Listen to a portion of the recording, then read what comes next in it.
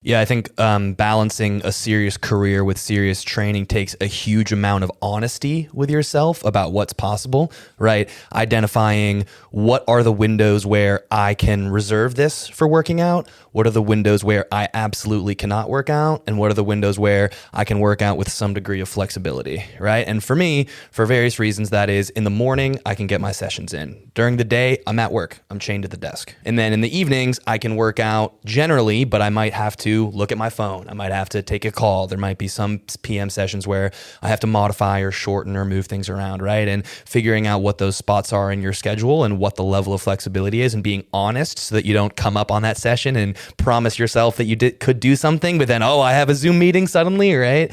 That's something you have to really be careful with yourself about. There are days where I feel like I call them Superman days because I feel like I crushed it at work. I crushed my workout and I feel like I got adequate time with my son and my family.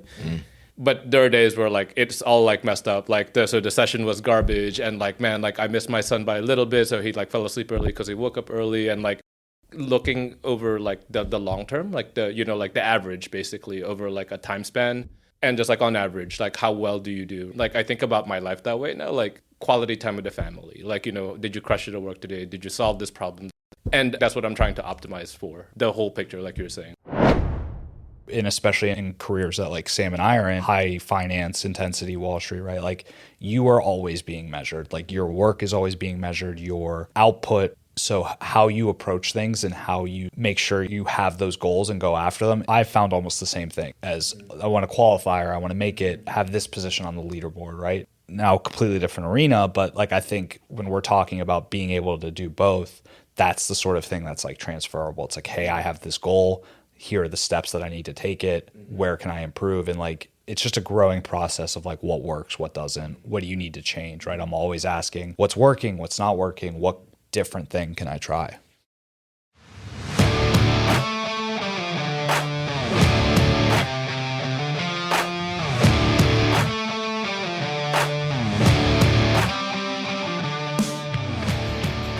The fitness movement is brought to you by Zor Fitness. We offer coaching and individualized program design, as well as educational content for coaches and athletes. It's all at one place, zorfitness.com.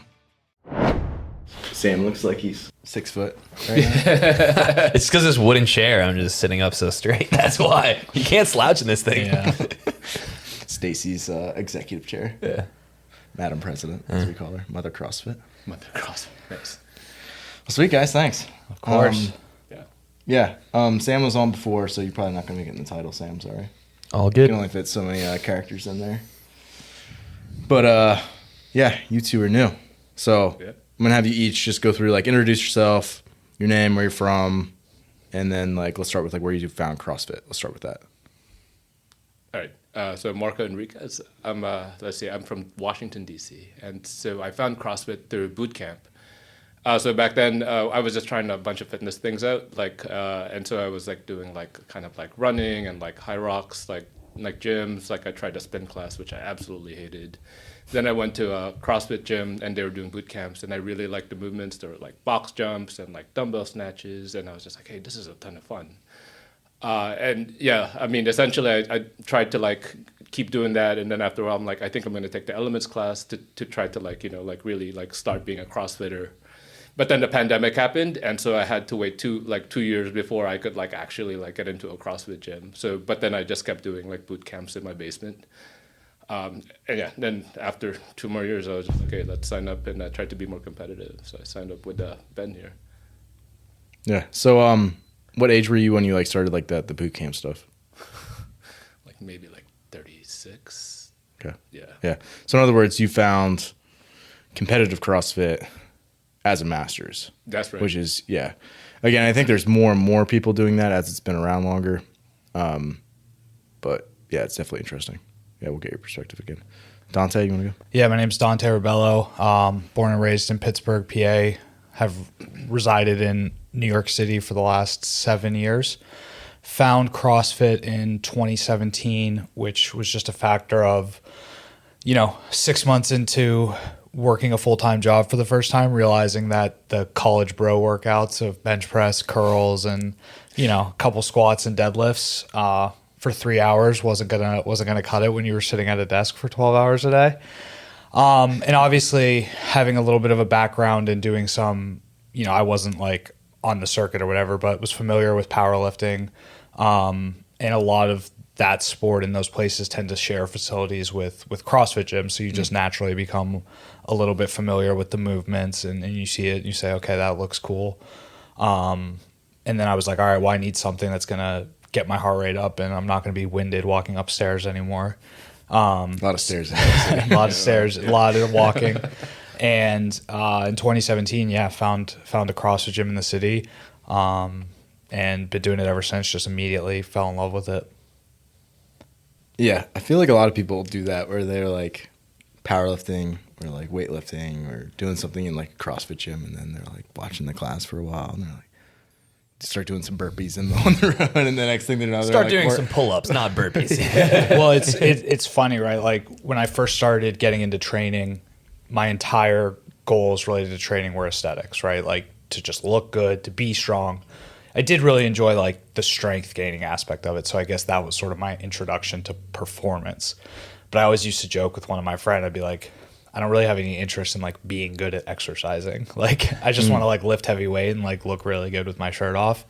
But as you get older, that starts to change, right? Your perspective starts to change. You start to be like, oh, you know what? It would actually be cool to be able to do things or be able to perform and to like push my body to the limits in ways that isn't just like, can I see an extra ab than I did 6 months ago, which I still can't see abs, but yeah, you can only take that so far, at least most people.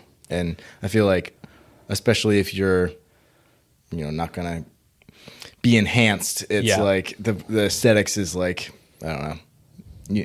Yeah, I feel like there's a ceiling to that for most people. Yeah. And I feel like you can do it for a while, but then it's like when you've sort of like exhausted like your nutritional resources, like you've been clean for how long, it's like, man, it's tough to keep going that way. So, for sure. yeah, I feel like a lot of people go through that where it's like aesthetics to start off, and then like eventually they kind of like turn it into performance. Unless like you're someone who just kind of snowballed your way from school sports like right into CrossFit, which definitely happens. Yeah, but I think for my path, it was sort of when I first really got into lifting, it was the classic like bodybuilding. Like I was doing like the golden era bodybuilding splits, like Arnold, like those guys. But it was really like those last 2 years of college, my buddies and I really got into it was kind of a hybrid of like powerlifting and aesthetics, but it was like the focus of our workouts was squats. We were squatting like 3 to 4 times a week, different variations, different tempos, stuff like that. So it was a really great introduction to like functional fitness. We weren't doing like metcons and gymnastics, right? But the focus of our training was the squat, the deadlift, the bench press. And that was sort of a really good introduction to like, oh, it's when you progressive overload, like you get stronger. And that was a really cool feeling, like seeing where you started at the beginning of a program versus the end of a program. So that was kind of like getting into the shallow end of the pool. Yeah. And then as somebody who's always been a bigger athlete and conditioning has never really been a strong suit, I think I was like nervous getting into CrossFit, but it was appealing to me from a challenge standpoint. Yeah, for sure. And that's the cool thing about it is like whether you're just a class goer or you're competitive, it's like there's definitely always something new to tackle, which is good from like a number of directions. Like if you get burnt out on something, like or you like tweak something or you're just whatever, like there's always like a new goal that you can kind of chase, which I'm a fan of. Yeah.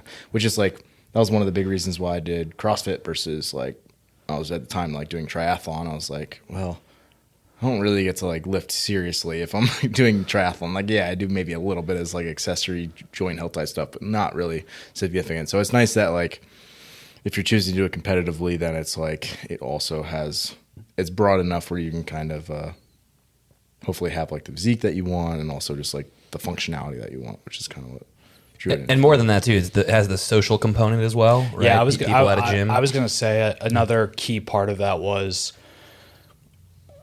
I had spent, the first 5 or so years of training was alone, right? Like when you're lifting weights, when you're doing all that stuff, like, yeah, you have training buddies, But the majority of that time it's a very singular activity. Yeah. And the appealing thing about CrossFit was the community, right? Like it was a chance to meet new people. It was a chance to meet people out of the same group of people that I'd been hanging out with since college. It was a chance to like meet people from all different backgrounds, people who were, you know, into other things besides going out in New York City and partying, which, you know, at 21, 22 years old was the majority of my social circle. Yeah. So I think that was a huge part of getting hooked on it right away was the community aspect of it and making friends and making connections with people that were into other things besides like the background that I had come from. I feel like you probably were in a similar boat. You're pretty outgoing. Yeah, I mean, I think the more there's sort of a chicken and egg where the more you dedicate your life to CrossFit training, the more your social career or your social life also orients around the gym, right? You gain deeper friendships with people in the gym. Some people meet their partners in the gym, right? And suddenly, like one day you wake up and, you know, your social life and your gym life are tied to the facility, right? And that's why people get such... And also your professional life for me. and right, because and then people who go to, you know, someone else's facility start dreaming about owning their own facility, right? And then there you go, right? So suddenly your eggs are all in one basket. Right. I think that's probably a great transition to get into what we want to talk about, right? The balancing work and training. Yeah. Do you want to kick off about your background or however you want to run Yeah, this? yeah. I mean, yeah, like, I mean, for me, so I'm a dad, you know, like a 2.5-year-old kid, and that kind of like, we had, you know, our son during the pandemic, and that kind of like messed me up for a bit. And so I thought what was so nice about CrossFit was it kind of like helped me deal with like some anxiety going on around that time, like because it was like everything was shut down, and like we have this kid and we're like, oh, we don't know how to keep you healthy because we don't know like what's up with this, like, you know, COVID thing yet. But yeah, like after a while, like I kind of like developed a routine like where, okay, he's like sleeping, like, you know, I could get like my little like, you know, like basement like workout in. And then after a while, I'm like, okay, like, but, you know, it kind of changes, right? Because he grows up and he, like, you know, his needs change as, you know, he grows up. And so we had to kind of, you kind of have to keep finding that balance. I don't know, Ben, how you kind of like went with it with your son, you know, but with Jax, you know, I'm sure you felt the same way where it's like, okay, like, you know, when he's a toddler, like it's cool because he's kind of sleeping, but he's awake like every 2 hours wanting food. But mainly that's the mom, right? And you're trying to like help the mom out. Yeah. And then you're like, maybe I could like get a quick workout in like while they're like kind of doing their thing, you know. And so that's one part of it. And then, you know, we were all remote right during the pandemic. And I think that also allowed people some flexibilities in their schedules. So people began to understand, hey, like, you know, like I don't have to commute anymore. That gives me like an hour of my day back. And so for me, it was just like, let me like use that for like working out. And so it kind of started like that for me. And then like, as my kid got older and as work got like more complex, like we just kind of like started like kind of looking for like new opportunities to like kind of shift things around. Especially with the programming we're doing now for Ben, right? Like a session will take me maybe like 2 to 3 hours, and I have to be really creative some days about like how I'll actually get this done. Mm-hmm. Sometimes I'll split it in half, like, you know, or like I'll like move a skill work like to a different day because I have a meeting that's gonna bump up against like, you know, my like training, and I need to like be able to be on that call. And unfortunately, I'm also in a point in my career where I can't just like dial in and just kind of like listen. Like people are expecting me to like actually talk and like not sound like an idiot, right? And so you're just like, okay, so I just have to be ready for it, and like, you know. You can't just go camera off, muted for an hour, like barbells crashing in the background, like right in the C2 bike on the mute. Marco. 1 second, guys. Are you Nothing further from me. Yeah. I think I agree. That's it. That's really a great point. And that was also one of the things that was really appealing when I started CrossFit was from just an efficiency perspective and bang for your buck, so to say. It was like, okay, I'm in and out in an hour, and like I got a great workout in, I got some strength work, I got a right, typical CrossFit class, like the first 20 minutes is like usually a strength, and then the last like 30 to 40 is like a Metcon conditioning skill work. So, you know, as somebody who I was 22, starting my career, I was on a trading desk at a Wall Street investment bank. You know, I had to be in super early, and like, you know, I just had a tight schedule. So that having that really efficient window of like, okay, I know I'm going to show up at the gym at this time and be out of the gym at this time, that was hugely appealing, and that's sort of what got me started in it. Now that's changed over the course of my career and like as I've gotten more into the sport, but starting out that was a huge draw, and that was sort of, it was a really good way to balance like starting as a professional working person while also maintaining like health and fitness. Yeah, I think balancing a serious career with serious training takes a huge amount of honesty with yourself about what's possible, right? Identifying what are the windows where I can reserve this for working out, what are the windows where I absolutely cannot work out, and what are the windows where I can work out with some degree of flexibility, right? And for me, for various reasons, that is in the morning, I can get my sessions in. During the day, I'm at work. I'm chained to the desk, right? And then in the evenings, I can work out generally, but I might have to look at my phone. I might have to take a call. There might be some PM sessions where I have to modify or shorten or move things around, right? And figuring out what those spots are in your schedule and what the level of flexibility is, and being honest so that you don't come up on that session and promise yourself that you could do something, but then, I have a Zoom meeting suddenly, right? That's something you have to really be careful with yourself about. No, I think that's a really good point, because there's definitely a lot of trial and error involved. The first few goes at this, right, where it's just like, how quickly do I think I could complete my lifts before I have to like run across this like meeting time, and it's just like, like you said, being honest, and you say, okay, I don't think I'll be able to like actually get quality lifts in, or like actually focus during this time, so you're just wasting time then, right? And so it's just like you're better off just working and taking care of this, and then like actually like focusing on what you need to like later, like even if it's later. Right? Yeah. Man, the more I think about this, the more complicated it is. And I feel like there's definitely another layer with a kid. Because it's like, it's one more level of like unpredictability. Right. And that's the tough thing. So let's leave that aside for now. Marco, I could probably, talk about that for a while with you. But in terms of just like manipulating your guys' schedule. So like, it's not like you're just trying to, not just because like this is complicated too, but like if you're like just trying to get a workout in and like get a sweat, like stay in shape, like you guys are all competitive. So there's just like more demand from like, you do want to feel your best when you do your sessions. It's not like you're just trying to get the work in. The quality is what it is because like you're focusing on your professional life entirely. It's like you do want to feel as crisp and alert and like be able to perform at your best in your day to day so that you can like stack those wins and just get better. Yeah, for sure. Sam and I actually were talking a lot about this on the ride up here. I think in building off what he said about being honest with yourself and having conversations, like when you decide you have to be honest with yourself about how you can approach the sport, and right, are you doing this to just do CrossFit and have fun and get an hour workout in a day? Or, last year when I made the decision of like, okay, like I'm going to really try to do this. And like, I know I'm not a semifinals or games level athlete, right? But I really want to get the most out of my potential and see how far I can take it. I knew that was going to require more than just showing up for an hour class, right? But you have to be honest with yourself, like, hey, does my schedule allow that? Like there have been times in my career where I was working a job that the schedule, like there was no way I could have worked out for 3 hours a day. Like there was just no way. Like it was tough enough to get to the gym and get that 1 hour class in. And I was like running to work still sweaty from like having taken a hot shower at 7 a.m. in the summer in New York City, like absolutely brutal. But I'm fortunate now, like I have a pretty predictable schedule. I can sort of plan around that, but that wasn't always the case. So I think if you're the type of person that's really starting to think about, okay, I want to like do the sport of CrossFit. I always say the sport of CrossFit and quote unquote CrossFit are two different things, right? Like the CrossFit is the health and fitness, the typical affiliate class, covers all your bases to just be generally in shape, right?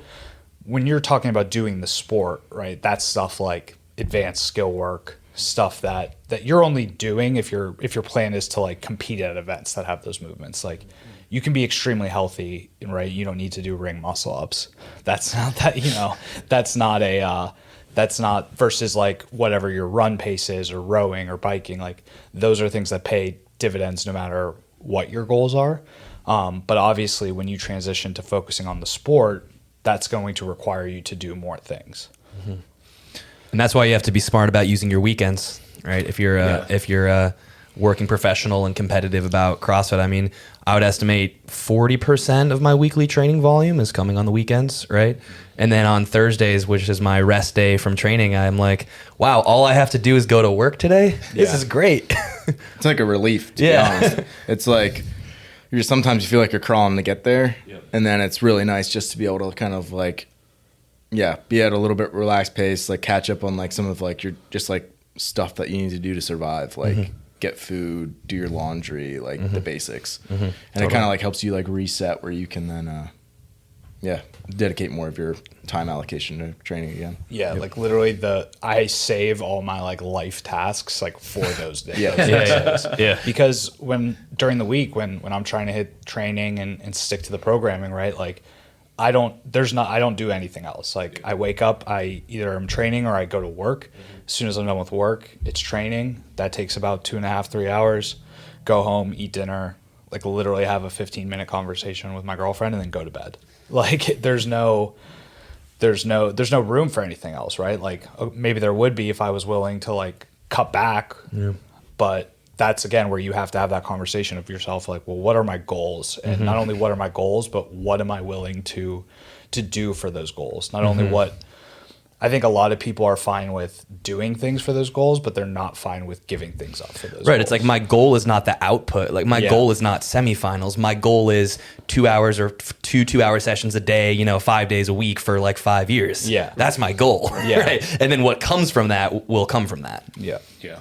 I will say that, it kind of going back again to honesty. So the flip side of this is that I'm still working on this, but, I actually have to get better at like actually learning to let go when you literally cannot fit any more into your schedule. There comes a point where like stuff is just going to happen. And you kind of have to be like, well, I would tell Ben all the time, like it makes me anxious when I miss like a component of training. And then I'm like trying to like figure out how I could like, rejigger my schedule so I could like at least try to make a component of that up. And after a while, I'm like, is this like, you're kind of playing perpetual catch up and, it's just like, there's programming next week. You could like hit it fresh and like, it won't go away. Right. But it still makes me like anxious now, like, to just kind of miss components of the training. Yeah. You want to check everything off. But it's just, life just happens, right? You just have to kind of let go of things sometimes. Yeah. And I think that's very normal. If people who are goal oriented and they're, they have a busy schedule and it's not like they can just push stuff out to just keep on training. At a certain point, it's like, okay, I just didn't get to this last piece. And I think it's normal for people like you guys for that to like eat at them for a while. And I think like on my end, if I see that all the time, it just means that we need to pull back. And it's not necessarily because the person can't handle it. It's just like it will stress them out if they can't get to it. So it's like you just got to cut the session time down from just like a super practical standpoint. And that could mean that it gets pushed somewhere else, or it could just mean that you pull back on some of that other volume so that they can just feel like they're stacking wins. That was honestly a huge part of why I decided to work with a coach, because I had spent from the time that I decided, like I always knew I wanted to do the competitions, right? Like I was an athlete growing up. The sport aspect always appealed to me, like the competitive nature of CrossFit, like that was something that I really enjoyed. Like I had friends who like, they could care less, right? They were just there to work out. For me, like I loved the sport aspect of it. But I spent, however many years, right, doing that where I was just like piecemealing things, right? Where most of it was like, okay, I'll do the affiliate class and that'll be my stuff. But like on my own, I'm doing extra conditioning or extra gymnastics, right? And I was always making this Frankenstein monster of programming. And then I sort of started to realize of like, this may not be the best way to do it. And not only that, it was impossible to do it all because it was always, it's just like, it's designed for like, they give you a big menu. It's like the Cheesecake Factory menu, right? You go in there and you're like, I have no idea what I want because there's 75 pages of like different I'm going to things. need another minute, please.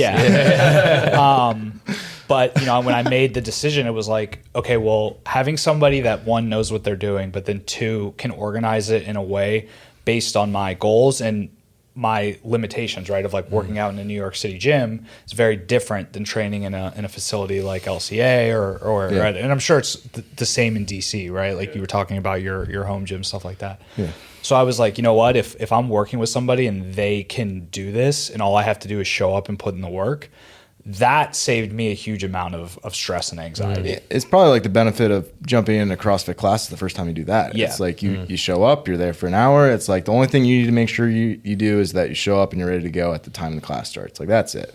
And obviously if you get more serious about it, there's a little more mental prep for that. You might even do some physical prep for that. But like essentially that was it, right? Whereas like I feel like a lot of people find themselves in the middle, like what you were describing, Dante, where it was like, okay, I want to be a little bit more competitive, so I'm doing class, and I still want to be able to like, you know, do that and jump in there sometime. But it's like I'm also doing, you know, this extra piece where now I'm having to figure out if I should be doing this piece or I should be doing this piece over here. Like, should I be doing D or should I do E? And because I only have time for one or the other. Well, and then like we've talked about before, when you're at that point when you're faced with that, because again, life happens and you're going to have to make adjustments, then it becomes like, okay, well, what are you choosing? And 90% of the time, the people are choosing the thing that is easier to do and but not the thing that they need to do, if that makes sense. They're not practicing crossovers. If I'm making it right, if I'm piecemealing together stuff and I'm saying like, okay, I can only choose one of these things, like practicing bar muscle ups, like I'm going to do that instead of the 20-minute assault bike at your like 60% pace. Because no one wants to do that. Right? So like, you hear that, coach? And on those, like at the moment you're thinking like, okay, that is probably more beneficial, right? Like if I can be good at bar muscle ups, like that makes me a better athlete. But over time, those holes will reveal themselves in like your overall fitness. Where the benefit of working with somebody like Ben or a coach who's designing it for you is that accountability. And you're like, I can't skip this because I need to do this. Like this is. Yeah. And I've talked to this about Riley, and I think Riley's a good contrast to everybody here, where she's like, she still has a job, she's still working hours, but it's like she has much more time allocated towards fitness. And even for her, it was like, we've had conversations like, okay, it's stressful for me to decide on my own if I'm being soft and I should just do this piece, or if I'm like tired and I need a break. Like, should I continue to do this even though, like, should I do this handstand push-up ski piece even though like my upper body's kind of tired right now, or am I being soft and I just need to get the volume in? And that's where if you can like offload at least some of that decision-making process, it allows you to feel a lot better about it. And then it's like, okay, I'm not being soft. Like, this is my coach like helping me make the decision of like, is this actually a time to push or a time to pull back? Or like, you know, you can, Sam's called it like, you know, thought partner. Like you can just take a little bit of time to like, you know, bounce something off someone outside of yourself is helpful. And there's ways to address that with programming too. I mean, you guys know a lot of Ben's programming will be not 3 sets of X necessarily, but 3 to 5 sets, right? And you know, based on the quality of your work that day, right, or the amount of time you have in the gym that day, which one you end up at. That's right. I will say it makes me feel better to hear like Dante and even Riley's perspective on it, because it's the same thing for me, right? It's like the progression really goes, right? So yeah, you do the affiliate class and then you see the advanced athletes and like during open gym and they're doing bar muscle ups and you're like, wow, I want to learn how to do that. Right? I can't tell you how much time, probably the first 3 to 4 years of my CrossFit career, like getting those skills was like so important to me, and I like worked on them so much because I felt like, okay, if that's a limiter, right? Like if that comes up in a workout and I can't do that, that's going to sink me, right? But how much more better would my overall fitness have been if I had spent an equal amount of time doing rowing intervals, assault bike intervals, right? Instead of like ring muscle ups or pistol squats. Like, don't get me wrong, those things are important. And if you want to compete in the sport, like you have to do them. But again, like everybody wants to do the fun stuff. Everybody wants to do bar muscle ups. Everybody wants to do handstand walks. When it comes down to it, like it's a lot harder to sit on a bike or a rower for 20, 25 minutes, like all that type of thing. Do you have a topic that you'd like to request as a future show, or just a question about training? Reach out to me. My email is ben@zorfitness.com, or you can DM me on Instagram @zorfitness. Lastly, head over to zorfitness.com if if you want to browse all of our previous shows with in-depth show notes, as well as educational content for all things training. Do you guys want to talk about like how CrossFit has like helped or benefited your working self? Definitely made it worse. Yeah. I was gonna say like, wow, it's like, Are you kidding? Like, Sam's gonna be like, you're way more dedicated to my career. Sorry. yeah.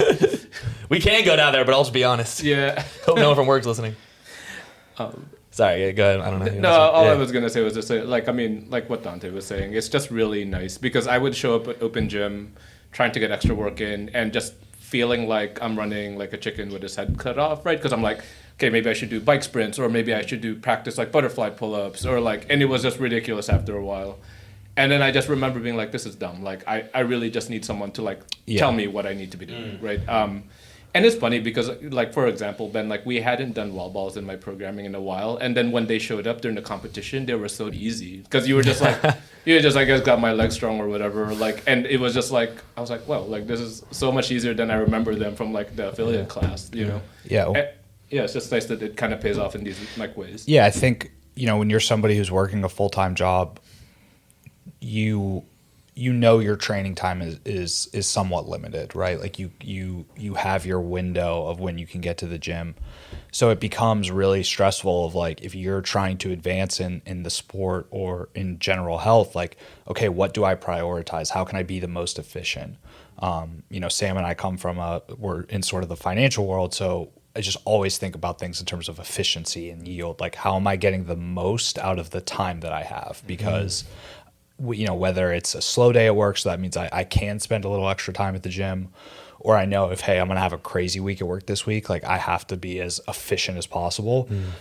It's balancing those two things and really trying to figure out, one, like yourself as an athlete, knowing, okay, what works for me? What can I sort of tailor that will not affect the rest of my session versus like if I rush through, what's going to be trash, and then what's going to feel like a wasted session. Yeah, I feel like that even if, like, obviously that's the case if you're someone who's limited time. Yeah. But even for people who, like, their schedule's free, they still have limited time. Yeah. In terms of, like, you can only train so much and not just, like, completely trash yourself. And you only have so much time in terms of, like, if you're trying to make, like, a career of CrossFit and, like, be at your best. You're trying to do that in the most efficient way that you can, allocate your resources effectively, like to the stuff that you need to work on without neglecting everything else. And it's definitely like a juggling act, like you guys are describing. But I think it goes for everybody across the board. I think it's exaggerated when you have, like a full-time job that you're working in, a lot of professional responsibilities as well. So, yeah. How do you think about it, Sam? Yeah, I mean, this is where I just lean on my coach, right? I mean, I know I have certain areas, like, weaknesses in the sport, right, that I need to work on, and I trust that he's putting me on the right course, right? So when I go to bed at night, I'm not thinking, should I be doing more toes to bar this week, right? I just trust that my coach has made that decision for me, right? Yeah, no, it's again, like, it's insane. Like, I mean, I did my first competition like maybe a month ago, and like leading up to it, I was like, old Marco was still kind of just like, oh man, like I haven't didn't really like practice some of the movements, and I'm just like, I'm like kind of nervous. But again, like, because of just how Ben like programs, like a lot of like the transference of kind of like the skills and just like competence, like just kind of made a lot of the movements easier. Like, and so it's just kind of cool to see the programming pay off kind of like that for me. It was just like, wow, like this actually is so much easier now that, like toes to bar, for example.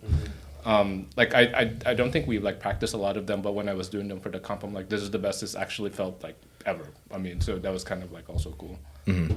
Yeah, one thing Sam and I were discussing a lot on the ride up is you not only have to be honest with yourself in terms of like, okay, what can I do with my schedule, right? Do I work a job that I can dedicate this much time? I would never have been able to do this in a previous role where I had no control over my schedule. There was so much more variability. Like one day I could work these hours, the next day it could be like totally different, right? And at that point in my life, that was the time I had to do the affiliate stuff, because that was the most I could do. And I had to be okay with that. And I had to be okay with this is going to be my ceiling for this time in my life. Now, that's not always the case. Then hopefully you can construct a career in life that like allows you to balance those goals. But then you also have to be honest with yourself of like, okay, what's my ceiling as an athlete?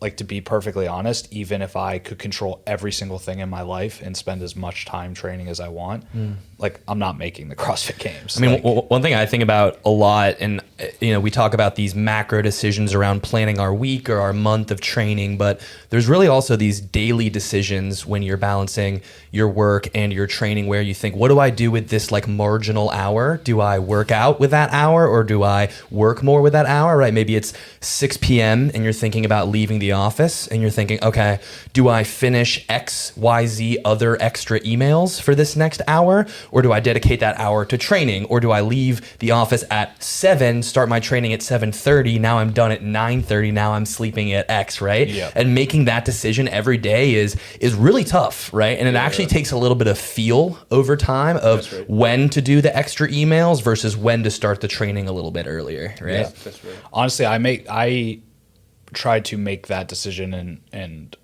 based on how my body feels, right? Like, is this a day where that extra time and effort is going to get me that extra yield in training, right? Or is it maybe like a day that I need to scale back on the training and put a little more into that other thing? So then the next day I can get back to that equilibrium, right? I think it's always that shifting curve of Right. balance of like, and it's a day by day thing. Yeah, you look at what's on the menu, both Yep. work and training wise, right? Like if you're really pushing at work that day and you have some easy zone 2, you can work a little bit more, right, and hit your zone 2. Versus if you're testing a benchmark, right, after work, you're going to be thinking about it all day anyway, right? And your work is going to be low quality, so may as well just get to the gym, right? Yeah. I mean, so this is kind of interesting because the more I've been doing CrossFit, what I like about it also, it just kind of turns the volume down on just kind of like the noise and the intensity of work. So I find I'm like sometimes like able to like deal with quote unquote emergencies better, because I'm just like, I'm literally just did like this 2-hour workout. Like the amount of like emotional availability I have right now is like very little. But You're like I got 5 other things going on right now. Like, and it's just like, but it's kind of nice because it's just like kind of like with a more calm mind, you're like, okay, people are just being sometimes like just, reactionary or hysterical, and we could just like calm down, take a step back. And because like I'm not caught up in that as well, because again, I'm like dead tired from the workout, and I'm just like able to just kind of like, not get caught up in that craziness, And I think for me, that's been like a nice benefit. Yeah, like the cliche of like the more hard things you do, the more exposed you are to them, the more comfortable you get. Like you get comfortable being uncomfortable.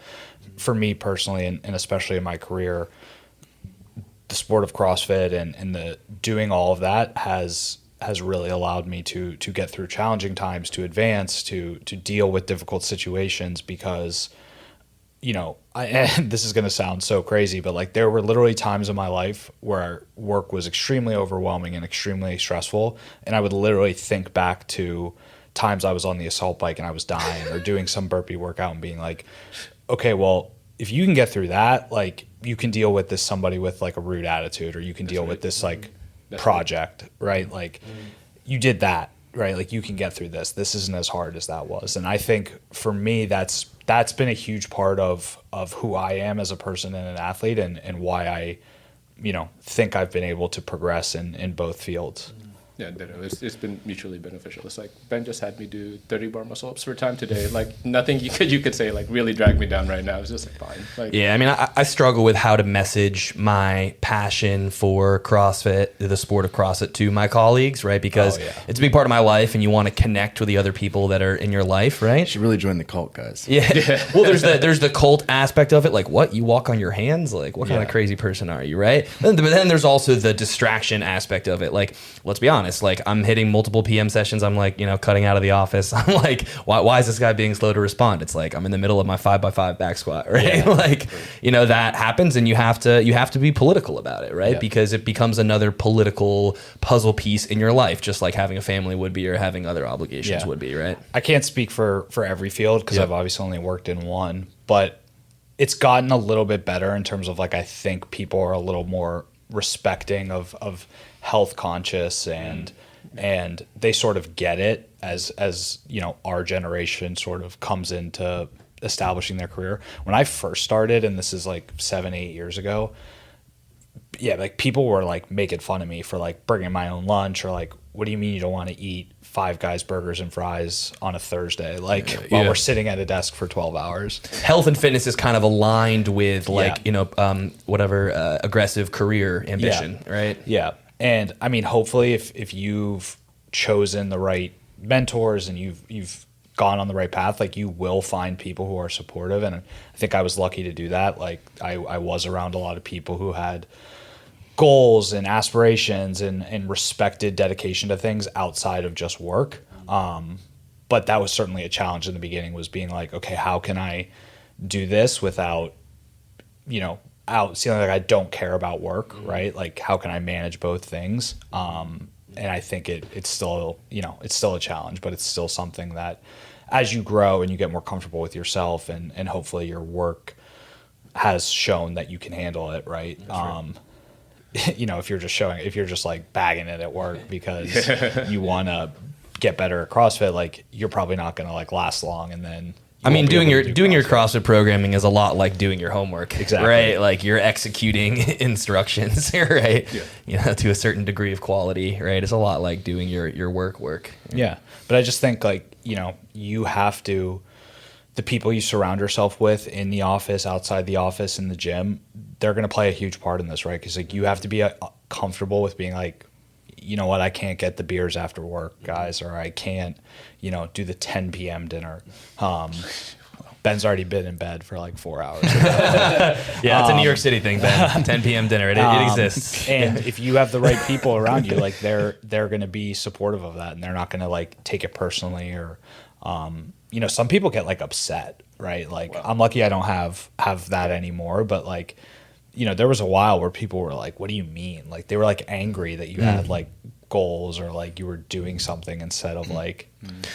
Do you feel that way about sleep at all? Like, again, in your guys', at least Dante, especially you, probably your industry, it's like, I feel like people are like, oh, like, if you're resting, you're like missing out on what's going on. You need to be like aware of everything at every moment. Yeah. Like, there is a huge, like, some people wear their ability to like not sleep as like a badge of honor. Yeah. Which, one, like, I would love to like only need 5 hours of sleep. Like, if I could function on 5 hours of sleep, it would be great, right? But I know that if I get 5 hours of sleep, I'm operating at like 30% capacity. I'm going to be trash at my job. I'm going to not do well in my like bad decision making. Yeah. It really affects everything, right? Like, if I get less than 7 hours, like, I'm C+ at everything. But if I get 7 hours, I'm approaching, like, I feel like that's setting me up to be like an A with everything. So that was another thing too, is like, people are like, oh, why can't you do it? Like, what are you doing at like 10 p.m. on a Friday? And it's like, I'm sleeping. Well, it's like, I'm sleeping so I can like get up tomorrow and train, because I have to get up and train at 6 a.m. on a Saturday, because that's when the gym is empty. Because everybody in New York City is training at 10 a.m. on 25 feet worth of lunges tomorrow. And I need space. No, but like, those are the things that like, and again, I think this is where the crossover is, right? You learn to be flexible and adaptable, right? Like, and I think in a professional career, that is so important, because things are going to change, situations are going to change, the people you work with are like, you have to be able to adapt, right? And that is what CrossFit has taught me, is like the adaptability of being like, all right, it may not, like, I may not feel my best at 6 a.m., but if I want to get this training in, I have to do it at 6 a.m., right? And so that means going to bed at no later than 9:30, right? So I can still get that same amount of sleep, still get up and train. But again, it goes through the seasons, right? Like, there's weeks I get, in Ben's season, I get like 6 hours every night. I mean, how do you guys think about knowing when to pull back you're training, like there must be times where you've had a couple sessions in a row that are like low quality, right? Like it must happen to both of you guys. Yeah. I mean, I don't know. It's kind of funny. I have the opposite problem where I really try my best because I'm an old man now, right? So like I really try my best to like go to bed early. And actually, when I first started with Ben, I had like this kind of like bout of insomnia. So like I would get like routinely 5 hours like of sleep or 6, and I would tell Ben, I'm like, bro, I'm trying here. And it's cool because Ben would literally try to program. He's like, like go outside for a walk today and like, have that reset your like kind of like, like your like natural rhythm so you could see the sunlight and like help you like your internal clock a bit. And like, we were like going through all these things, right? I got to get some of that in my programming. That sounds great. It was really nice. Like he was helping me You with my get that sleep. every morning on. Yeah. Hold up. Yeah. Don't you walk like 40 minutes a day, Sam? Yeah. But it's but I find that like getting rest is like so great, but like I literally wasn't in a position to do anything about it. I actually had to see a doctor about it to just be like, it was just incongruent with the volume that we were doing. After a while, I would just start feeling like trash, and I would tell Ben because I was just like, I'm trying my best, but I'm still not getting rest. He's helping me on his end with the programming, and he's just but. I think I kind of like shook it off and like found a good solution for me, after consulting with my doctor. But man, for a while it was just tough. But I didn't want to not do what Ben was telling me to do. Also, I didn't want to let go of it, even though like maybe I was running on 5 or 6 hours of sleep and it was like kind of like mediocre quality. I was just like, but I want to do this, right? And I really had to like kind of just struggle through that first part until I like resolved my sleep issues. But again, like the programming is pretty good. I was just like, I want to do this. Yeah, and that happens a lot where it's like people know that if they tell me something that I'll probably make adjustments, and I think oftentimes people get scared to tell me things because of they're afraid of the adjustments I'll make. Like I want to train. I know I didn't sleep great. I know I haven't been eating great the last couple of days, or I've been traveling or whatever. I don't want my training modified, but like I think oftentimes people assume that like, oh, I'm just gonna like take it all away, and you have to ride the C2 bike for 30 minutes easy or something. I always think about it in like I've tried to do a much better job of this, and I think it just comes with time. If I had a bad day, it used to like destroy me because I was such a fan of like the compounding mindset of like every day is a brick that you stack. But you are going to have days where you're just like not on your A game. Like that is anything in life. That is, if you hear any athlete speak, like that happens, right? It's about not letting it spill into the next session. And then if you're having days where like, okay, my body feels like trash, I'm not able to like hit the percentages I'm supposed to hit, I'm not excited to go to the gym, whatever, then like that is when you should start thinking about like dialing it back, whatever. If you had a bad performance, like there's some days like I thought I was going to come in and like crush ring muscle ups and whatever, and then I didn't, and then I was like upset, and then like then naturally the rest of the day felt like it didn't feel as good because I like was emotionally drained. But I said, you know what, okay, that's one day, like tomorrow's a completely new day. But if it's going into like multiple days where you're like, it's a battle to like get through training, to get through it, whatever, then that's when you need to think about like, okay, what's going on? And I had never really thought about the impact that stress outside of the gym and work, even if you're sleeping 6 to 8 hours, even if whatever, if you have a lot going on or there's stuff happening, the impact that takes on your central nervous system and your ability to like handle all of these movements and stuff is really like something that you have to monitor, and you just have to realize like, I'm probably not PRing my snatch this week, right? Like if I'm moving, like I moved apartments 2 weeks ago, right? I kind of knew, like I was really happy that I was able to like hit all my training and do everything, but like I kind of knew that like that wasn't going to be the week that I was like hitting crazy PRs or like getting 10 session qualities. But I was really proud that I was able to get like 5, 8 quality out of 10, right? Like that's that kind of week. So then it sets you up the next of like, okay, now I can like start getting those like numbers again. Yeah, and I feel like that's part of your job as an athlete, is to like identify like when are those like, okay, it just could be correlated with like a time of year, like during this season of the year. It's like my busy season, I'm probably gonna be more stressed out. Like I got to dial training back a little bit. Hopefully I'm a little bit more proactive with that rather than reactive, so it's not like lingering with the fatigue.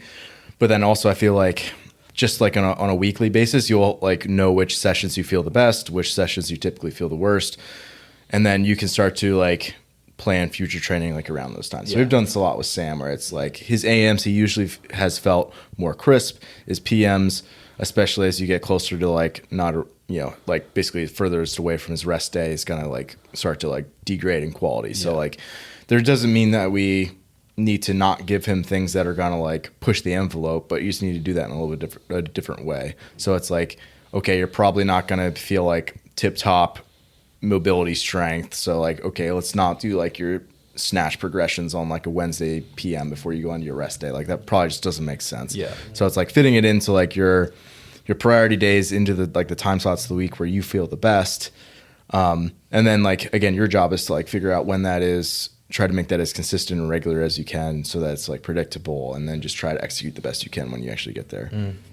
Yeah, I think one thing we haven't touched on is the stress of, we've talked about work and training, but I think one thing that, we're all dealing with now is work and a qualifier, right? Like the Open or quarterfinals or any kind of online qualifier, right? Because there's less flexibility around when you can do the workouts, and you might also be battling other forms of inflexibility like equipment at your gym or time availability at your gym, right? And I think that's probably where I have found like moments of peak stress, and it has taken like a couple seasons to kind of get through that, right? Of, quarterfinals is like it starts on like a Thursday, right?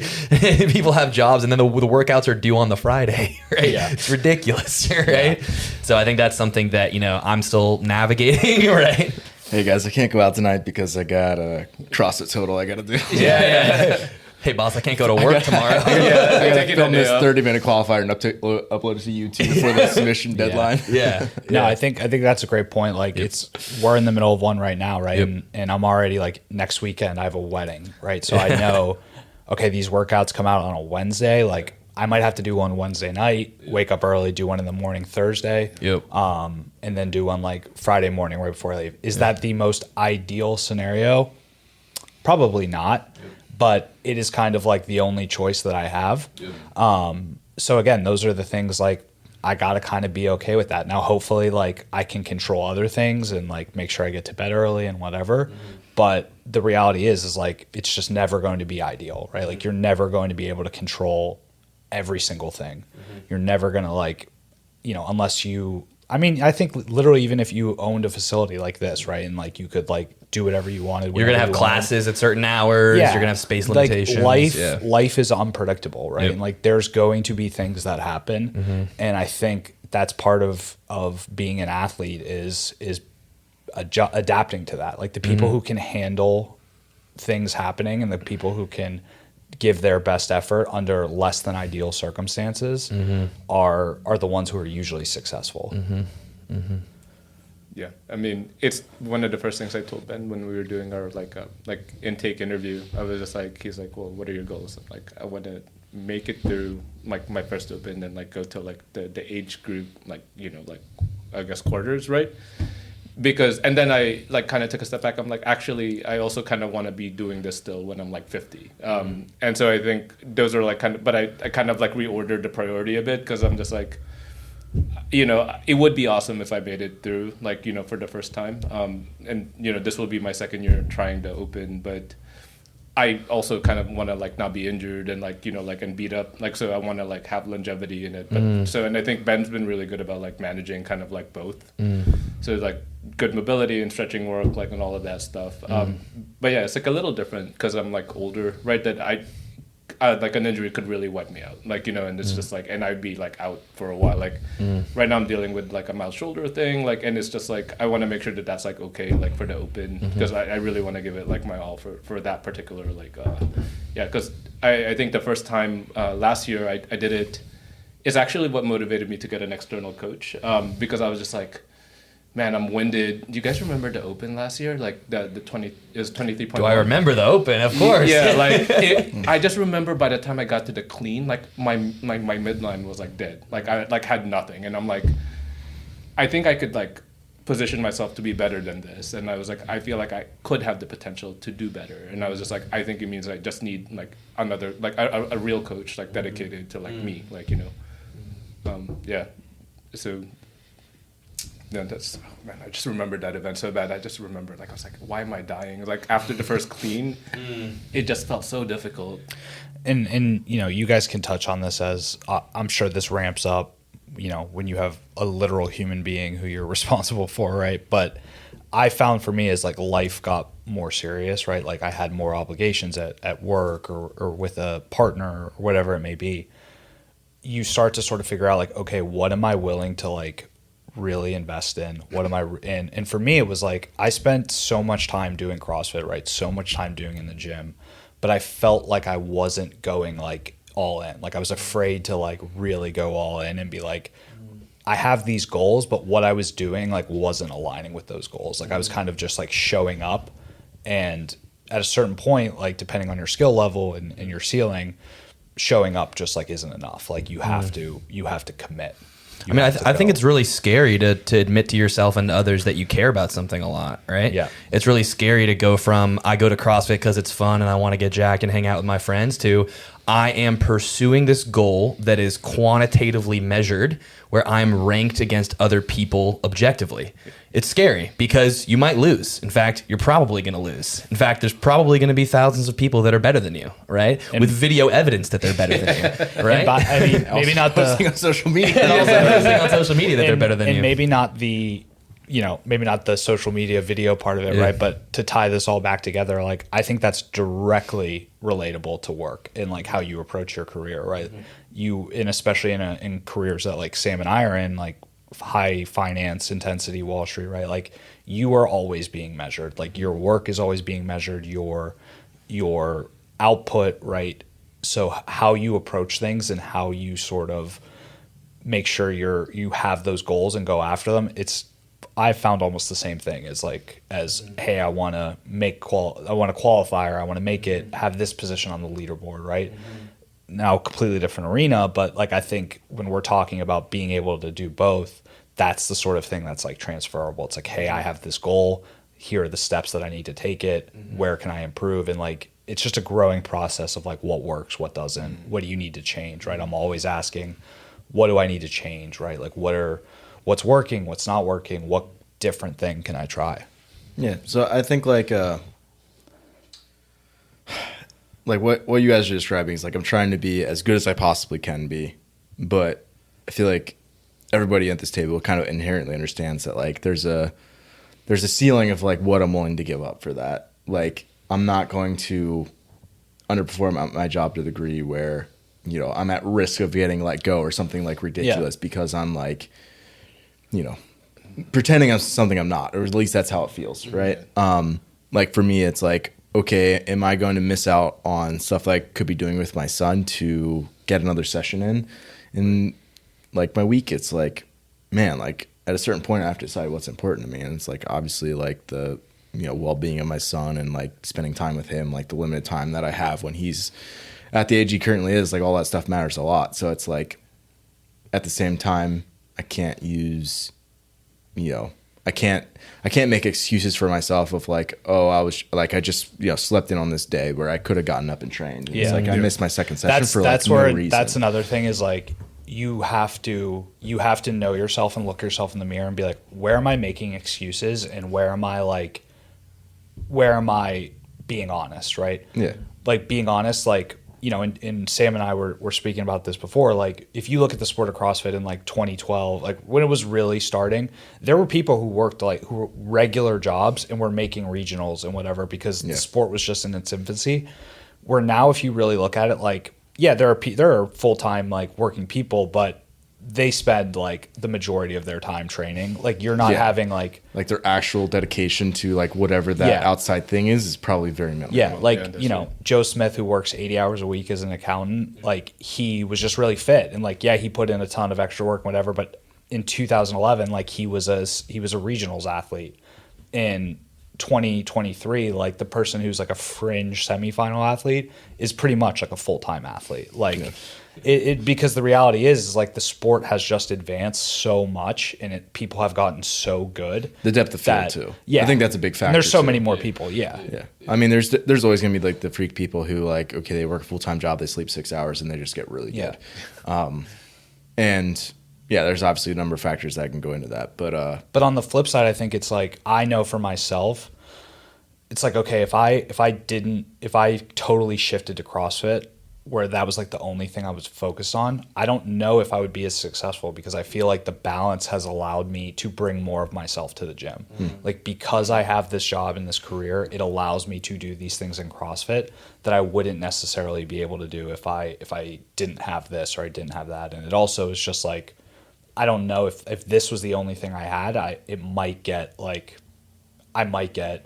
burnt out or like whatever. Like, that balance of having these two things and then hopefully like a personal life, you're sort of saying like, okay, this stuff all is cohesive together and lifts the whole up, rather than if I just like... Competing as an individual is stressful enough as it is, right? It's all on you. Anything you do well or poorly is completely on you. That if my income and my career were also tied to it, I think my stress level would explode. Yeah. Right. That's right. And just like the reality is like, this is not the most like cost effective like hobby, right? Like, I'm not saying you have to have like an insane job to just like be able to do it, right? Yeah. But it is like, it's not like, super like budget friendly. First of all, the food. Yeah. Right. Yeah. And the shoes. I mean, it's not like if I pull like a random The shoes. but yeah, I mean, there's lots of like hobbies that you could have that would be like, more expensive hobbies. Like, okay, I really like going skiing and I want to get all the best gear and I want to have all the like new goggles every year and this and that. And like, okay, there's a lot of stuff you could do and you could spend money on travel and this and that, but it's also probably not like impacting like all the other facets of your life, because it's like, unless you're like trying to be like world class or something, but like if that's like a hobby that you're like pursuing, it's like realistically, like you can have a bunch of beers on the weekend and, sleep subpar and just kind of eat whatever, and you can still enjoy that hobby. Whereas like if you do all that stuff and you try to CrossFit, it's like much less enjoyable because it has like a direct negative impact. Where it's like, so like now you're literally sacrificing like in the sense of like, okay, like these are my minimums that I have to meet in terms of how much I have to eat on a, like same thing, like time in bed. Okay, I have to get to these minimums. Like there's all this that I have to do. So like it's not like it's just impacts like, okay, the 3 hours I'm in the gym. It's like, you really have to kind of be honest and like look at your entire, day, and then decide what stays in, what you're willing to dedicate to it. It's everything, which makes it tough, but also I feel like it's more rewarding than when you can get it aligned in the way you want to go. Yeah, I agree completely. Yeah, there are days where I feel like I call them Superman days, because I feel like I like crushed it at work. I crushed my workout, and like I feel like I got adequate time with like my son and my family. But there are days where like it's all like messed up. Like so the session was garbage, and like man, like I missed my son by a little bit, so he like fell asleep early because he woke up early, and like, and it's just like I think looking over like the long term, like the like the average basically over like a time span, and just like on average, like how well do you do, right? It's kind of what's nice about like how you measure our like kind of like performance on a weekly basis. It's like, what's today and eight? Like I think about my life that way now. Like it's just like quality time with the family. Like, did you crush it at work today? Did you solve this problem that you like, had to like? And I feel like more often than not, like it's like I think that's what I'm trying to optimize for. Just like the whole picture, like you're saying, like. Yeah, I think speaking for myself, it has really helped me be like, okay, whatever I'm doing at this moment, I'm going to make it the best that I can do at this moment, right? So if I'm in the gym, it is being here now, being present, like getting the most out of it. If I'm at work, right, it's being dialed in, it's being focused, it's being, okay, like I'm going to make this like a 10. Or if it's, being a partner or a friend, right, like you're trying to get the best out of it. That being said, it's impossible to do that every day, whatever. Right.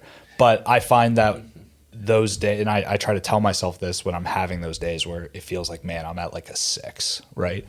Those are the days that if you stay dedicated to the process, like stay the course, you are, nice. That's how you get that. Your reward for that is those days where it's a 10. Like right. You don't get those days without those days. Yeah, very true. I mean, I feel like I've had this conversation with like a lot of different athletes where they're like, especially people who are not fresh, but like they're not veterans. It's like, they'll be like, man, like training wasn't great today. Like And like, that's like the kind of the extent of like how they're feeling about it. I'm like, well, yeah, you're not going to get every day. That's great. Like you're going to feel great, like a small percentage of the time. A lot of the time you're going to like feel okay. And then hopefully you're going to have a percentage of the time, and it's not more than that, where you're like, you know, don't feel great.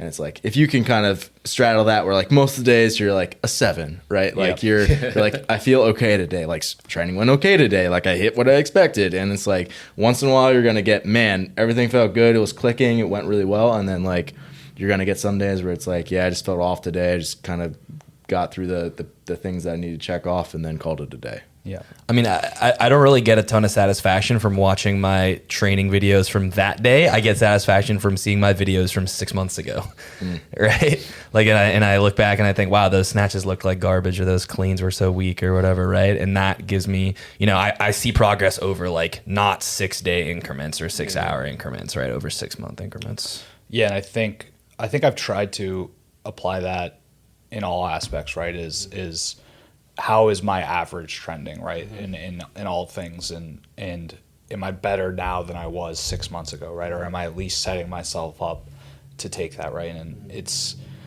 how can I be, I'm not saying you shouldn't aspire to greatness, right? But I think it's more important to be consistently good and eliminate, you know, the bad days. And like like Ben said earlier, how can I have as many 7 days as possible without having a 4 or a 5?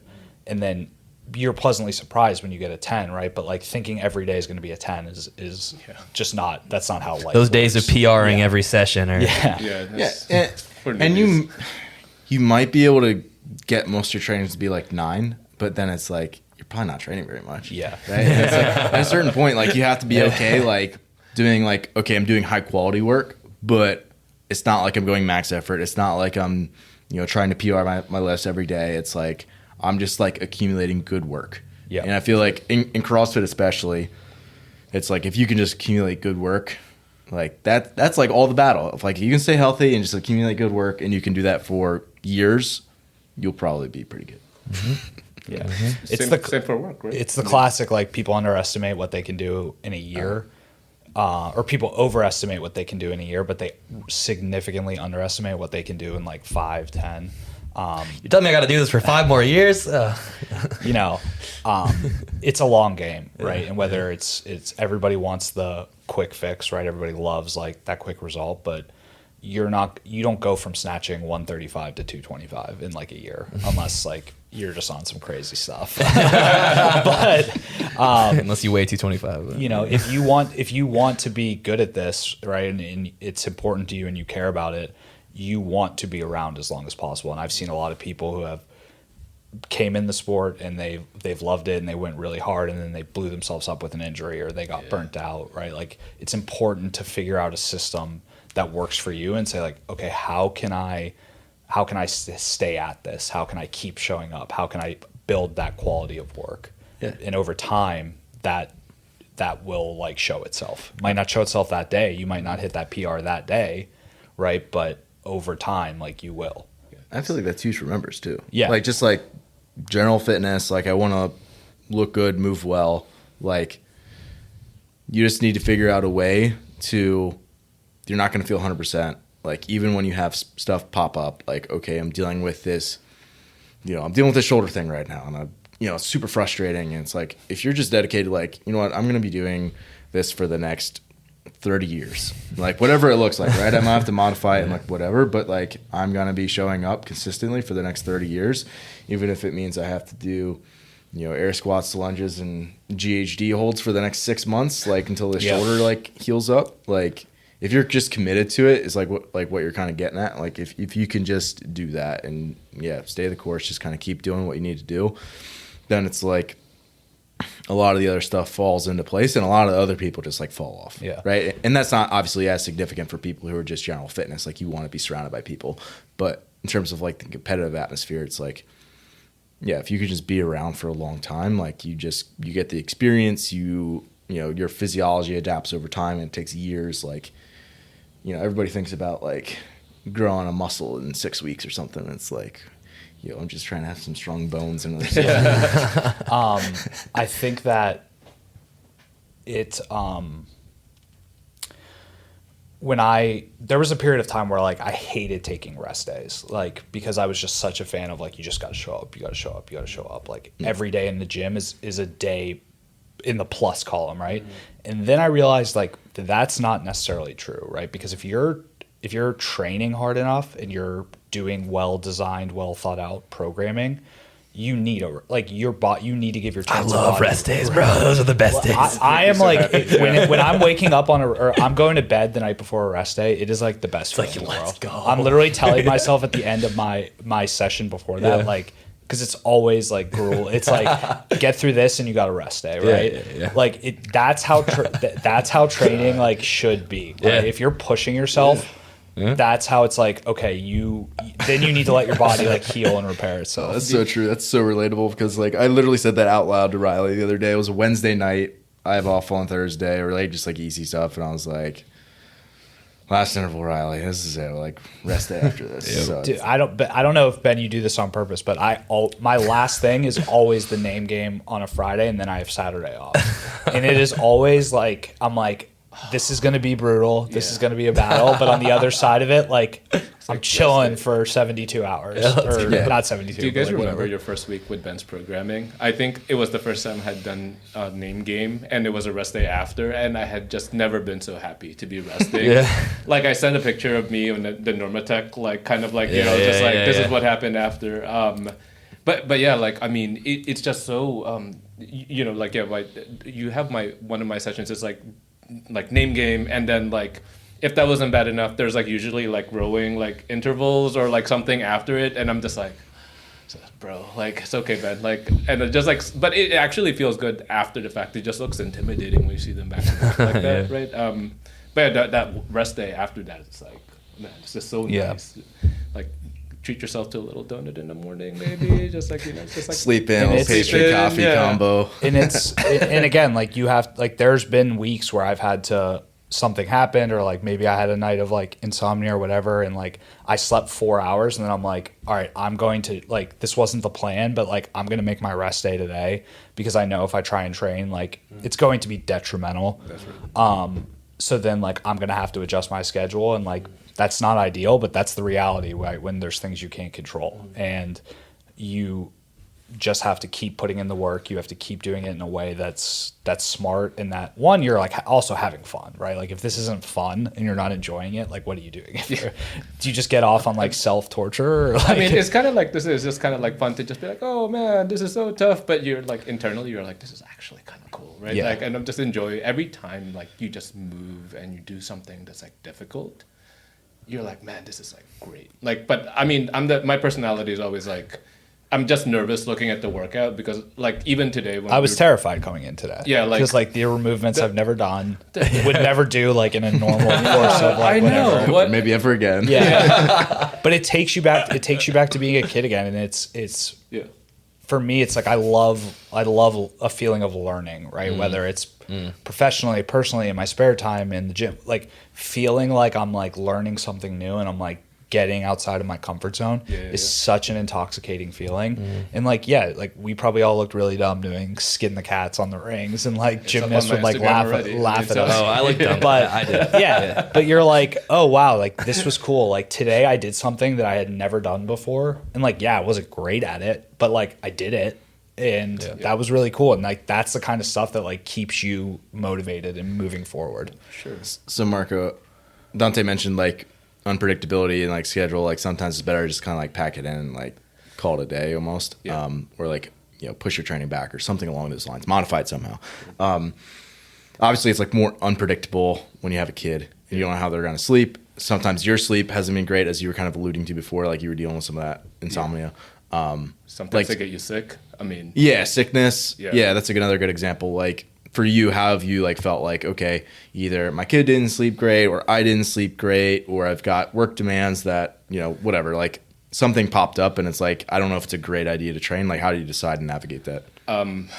So that's a really good question, and I feel like the answer is like day to day. Like, and I don't know if Jack's kind of is that age where he's beginning to be able to express himself. Like, so my son now is explicitly asking to spend time with me, and I'm like, I'm not going to turn him down, right? So he's like, Daddy, can we play together? I'm like, no, of course we can. Like, And so that means that that's like a block of time that I know is going to be like taken for that, right? And it's just like, okay, well, what's the leftover? Do I still like need to like be like answering emails right now? And you kind of just work backwards to how much time you have. But I mean, for the most part, I just try to like show up at the gym and just say, okay, like this is like, let's see how much we could get done in like 2 hours. And it depends on like people were saying, like I think we're fortunate enough to be senior enough in our careers that we have more control over our schedules. I don't think I would be able to get away with this, like even with like, especially with a kid, like back then when like, you know, like my work schedule was a lot more rigid, right? But now it's, you know, I basically just try to make sure that I have time with him every day. And if he sleeps okay, like that's like perfect. But like if he doesn't and like we're awake as a result of it, or he gets me sick, you know, I actually am like pretty like honest with you with the you know, the feedback form. I don't know how much detail you guys put in the feedback form. I always feel like, am I telling Ben too much? It's just like, oh man, I'm sorry, I'm like sick. I like basically write him like a whole novel, like, you know, in that like short space that he like goes back, like, you know. Really, I'm like, looks good. Looking forward to next week. Because I'm just like, yeah, it's like all this stuff that's coming up. Right, oh, my son got me sick, or like, you know, just or like, you know, didn't sleep so well, blah blah blah blah, and just like tell you all of this stuff so that you kind of know. But I mean, to be honest, I mean, I don't know how you do it. Like, it's like a day by day thing, right? And you just try to like make the best of it, and so you just show up at the gym. There are days where I feel like garbage. I'm just like, let's just see how this goes, because sometimes when you start moving, you kind of just like, okay, like I could get through this, yeah, like, and it's just like that initial hump of like getting yourself to the gym, like, so it's just like that's like my like first step is like morning, like take care of the kid, he goes to school, and I'm like, okay, like just put on some clothes and get yourself to the gym, like, and let's just see how this all shakes out. Yeah, no, I feel like there's days where, you know, kid didn't sleep great or something, and it's like, you know, thankfully, like, he sleeps pretty well, but like, okay, so like say something like that happens, like I might just like bag my morning session and like do a slightly extended evening session and like try to make the most of it.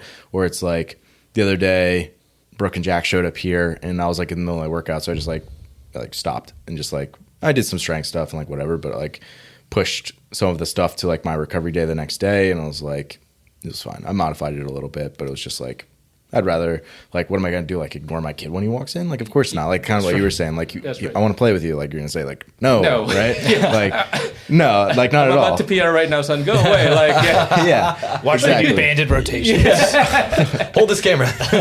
No, it's just like, yeah, it's, like you said, like, what's nice about it is that, you know, so I think a lot of this tying it back to work is that I guess right now we're in a phase of our lives where we do have a little more control over work, which is nice. Right, and then also what's nice about the programming, Ben, is like I think we know like how to kind of maybe break it up if we need to, and at the end of the day, if you split it into two sessions, like it won't be the end of the world, right? I mean, and so that's kind of like nice about the whole day. So, but it's like a game of Tetris every day, right? You're just trying to like move the blocks so that they're like you kind of get the everything lined up. Yeah, you still have that element of responsibility. Like it's definitely less with a coach where it's like, okay, they're kind of. At least they understand, like, hopefully your facility, like your time constraints, like it's at least more predictable in that way where you're not trying to juggle it every single week where you've got like, you know, like some blog program where it's like A through F and you're like trying to figure out which pieces you should be plugging in. We had a long conversation about this. And again, I don't want this to, obviously we're all an advocate of this service, right? But the biggest thing is like I feel like a lot of people are caught in the middle, right? Of like where they're trying to level up, they're trying to be competitive, and they're piecemealing things together.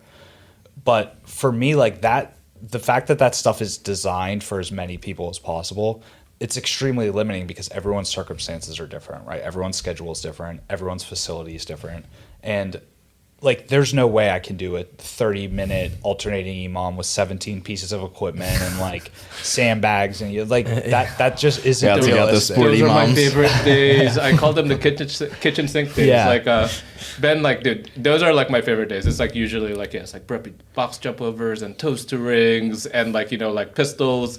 So like I'll take off like about a quarter of the gym, and luckily like I can do that. Like, bro, I'm still using that. Yeah, like stay away. No, everybody's pretty nice, but like I think I'm getting a reputation in my gym because of you, because they just like that's the crazy guy. Like he does crazy stuff. Like that's how literally like, one of the coaches introduced me to a prospective member. That's just Marco. They just does his own thing. Cool. Yeah, and I think it translates into like it helps you it sharpens your decision-making skills, and it sharpens how you think about your life and how you think about how you're going to approach things, right? And evaluating trade-offs. Everything is trade-offs, right? Like, am I willing to not do this so I can do this extra work or whatever? Like, what am I willing to give up to get what I want, right? And those are the things that you start to, like, by having something you care about and something outside of work that you're really invested in, when you have to make those decisions in your professional life, you have a greater confidence in yourself, because you're like, I make these types of decisions like all the time. Like, whether it's, okay, are we going to spend more time on this project, or do I need to chase this person to give me the information that I'm looking for, right? Knowing what is the more efficient way, or knowing how to think about trade-offs and how to think about balance is, I find, a pretty big asset. Yeah. I feel like you're right. It's part of this like spillover effect of like training, like, you know, to your like mentality of, you know, in training, and how it kind of spills over to like work life. Yeah, like, again, I just find work to be so much more easy to deal with, like just as a result of like all the stuff that we're typically like put through. And I'm not quite sure what it is. Like, yeah, it might be like, you know, because again, we have to like Tetris our days to like prioritize like all the time. As like, you know, like maybe fathers, and like, you know, like trying to like be like better at CrossFit, and like, you know, also like be great at work. But then again, it's just like, this is so like challenging that when this work matter comes up, it just seems so small, like, you know, like in comparison, that it's like not overwhelming anymore. Well, boys, we should probably Wrap it up, land the plane. we should probably get ready for that second session. Second session. Got some shuttle runs, high burpee box jump overs, max out that shoulder to overhead, and then we got a name game workout. And then we have to drive back home. And then you get to sit in your car. And I get to sit in drive my back car home. for 3.5 hours. Those heated seats are an amazing asset. I'm telling you. AC and heated seats. Yeah. Well, thanks for having us on, man. Thank you Thanks, so much, Ben. Ben. It's been Yeah. good. It's been good. Thanks for listening today. If you're someone who just started listening to the show, I would encourage you to subscribe so you can stay up to date. If you're someone who's been listening for a while, I would encourage you to rate and review the show. And lastly, the best thing that you can do to support our work is also the best thing that you can do for your performance. And that is by hiring one of our coaches. Until next time, stay the course.